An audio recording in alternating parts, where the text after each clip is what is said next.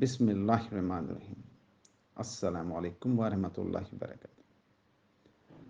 حضرت ابراہیم علیہ السلام کے بیٹے حضرت اسماعیل علیہ السلام کے 12 بیٹے تھے۔ ان کی نسل اس قدر ہوئی کہ مکہ مکرمہ میں نہ سما سکی اور پورے حجاز میں پھیل گئی۔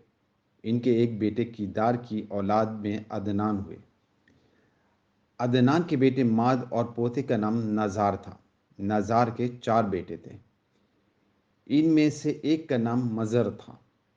مزر کی نسل سے قریش بن مالک پیدا ہوئے۔ یہ فہر بن مالک بھی کہلاتے۔ قریش کی اولاد بہت ہوئی۔ ان کی اولاد مختلف قبیلوں میں بڑھ گئی۔ ان کی اولاد سے قسی نے اقتدار حاصل کیا۔ قسی کے آگے 3 بیٹے ہوئے۔ ان میں سے ایک عبد المناف تھے، جن کی اگلی نسل میں ہاشم پیدا ہوئے۔ ہاشم نے مدینے کے ایک سردار کی لڑکی سے شادی کی۔ ان کے یہاں ایک لڑکا پیدا ہوا۔ اس کا نام شیبہ رکھا گیا۔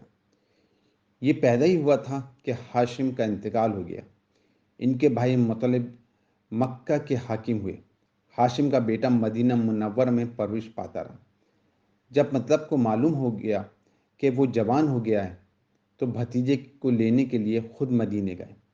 اسے لے کر مکہ مکرمہ پہنچے تو لوگوں نے خیال کیا یہ نوجوان ان کا غلام ہے۔ مطلب نے لوگوں کو بتایا یہ ہشام کا بیٹا ہے اور میرا بھتیجا ہے۔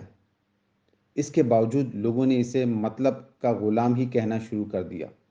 اس طرح شیبہ کو عبد المطلب کہا جانے لگا۔ انہیں عبد المطلب کے یہاں ابو طالب، حمزہ، عباس، عبداللہ، ابو لہب، حارث، زبیر، زرار اور عبد الرحمن پیدا ہوئے۔ ان کے بیٹے عبداللہ سے ہمارے نبی حضرت محمد مصطفیٰ صلی اللہ علیہ وآلہ وسلم پیدا ہوئے۔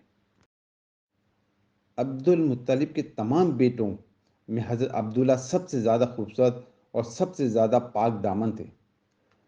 عبد المطلب کو خواب میں زمزم کے کنواں کھودنے کا حکم دیا گیا، یعنی حضرت اسماعیل علیہ السلام کے کنویں کو۔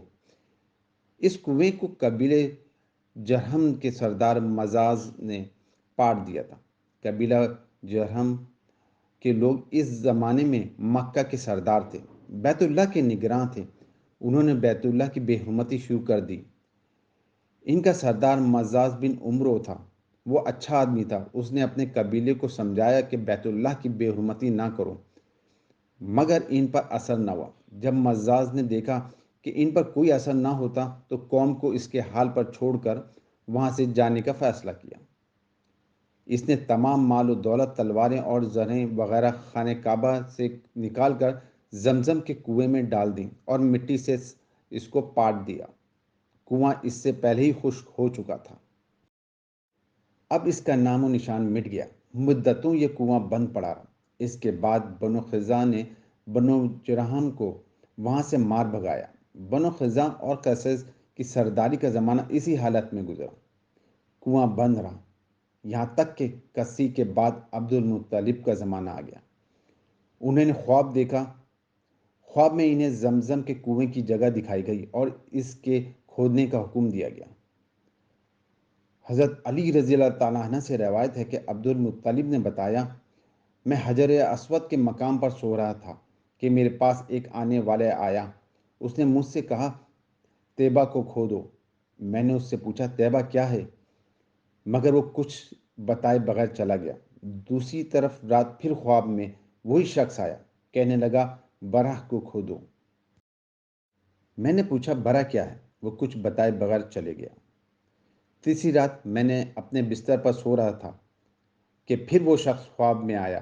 اس نے کہا مظنونہ کھودو۔ میں نے پوچھا مظنونہ کیا ہے، وہ بتائے بغیر چلا گیا۔ اس سے اگلی رات میں پھر بستر میں پر سو رہا تھا کہ وہی شخص پھر آیا اور بولا زمزم کھودو۔ میں نے اس سے پوچھا زمزم کیا ہے۔ اس بار اس نے کہا زمزم وہ ہے جس کا پانی کبھی ختم نہیں ہوتا، جو حاجیوں کے بڑے بڑے مجموعوں کو سیراب کرتا ہے۔ عبد المطلب کہتے ہیں میں نے اس سے پوچھا یہ کنواں کس جگہ ہے۔ اس نے بتایا جہاں گندگی اور خون پڑا ہے اور کوا ٹھونگے مار رہا ہے۔ دوسرے دن عبد المطلب اپنے بیٹے حارث کے ساتھ وہاں گئے۔ اس وقت ان کے یہاں یہی ایک لڑکا تھا۔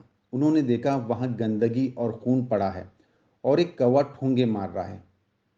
اس جگہ کے دونوں طرف بت موجود تھے اور یہ گندگی اور خون دراصل ان بتوں پر قربان کیے جانے والے جانوروں کا تھا۔ پوری نشانی مل گئی تو عبد المطلب کو دال لے آئے اور کھدائی کے لیے تیار ہو گئے، لیکن اس وقت قریش وہاں پہنچے اور انہوں نے کہا، اللہ کی قسم ہم تمہیں یہاں کھدائی نہیں کرنے دیں گے۔ تم ہمارے ان دونوں بتوں کے درمیان کنواں کھودنا چاہتے ہو جہاں ہم ان کے لیے قربانیاں کرتے ہیں۔ عبد المطلب نے ان کی بات سن کر اپنے بیٹے حارث سے کہا، تم ان لوگوں کو میرے قریب نہ آنے دو، میں کھدائی کا کام کرتا رہوں گا، اس لیے کہ مجھے جس کام کا حکم دیا گیا ہے میں اس کو ضرور پورا کروں گا۔ قریش نے جب دیکھا کہ یہ باز آنے والے نہیں تو رک گئے۔ آخر انہوں نے کھدائی شروع کر دی۔ جلد ہی کنویں کے آثار نظر آنے لگے۔ یہ دیکھ کر انہوں نے اللہ اکبر کا نعرہ لگایا اور پکار اٹھے، یہ دیکھو، یہ اسماعیل علیہ السلام کی تعمیر ہے۔ جب قریش نے یہ دیکھا کہ انہوں نے کنواں تلاش کر لیا تو ان کے پاس آ گئے اور کہنے لگے، عبد المطلب، اللہ کی قسم یہ ہمارے باپ اسماعیل علیہ السلام کا کنواں ہے اور اس پر ہمارا بھی حق ہے، اس لیے ہم اس میں تمہارے شریک ہوں گے۔ یہ سن کر عبد المطلب نے کہا، میں تمہیں اس میں شریک نہیں کر سکتا، یہ مجھے اکیلے کا کام ہے۔ اس پر قریش نے کہا، تب پھر اس معاملے میں ہم تم سے جھگڑا کریں گے۔ عبد المطلب بولے، کسی سے فیصلہ کرا لو۔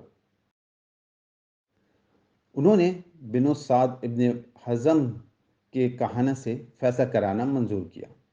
یہ کہانہ شام کے بلائی علاقے میں رہتی تھی۔ آخر عبد المطلب اور دوسرے قریش اس کی طرف روانہ ہوئے۔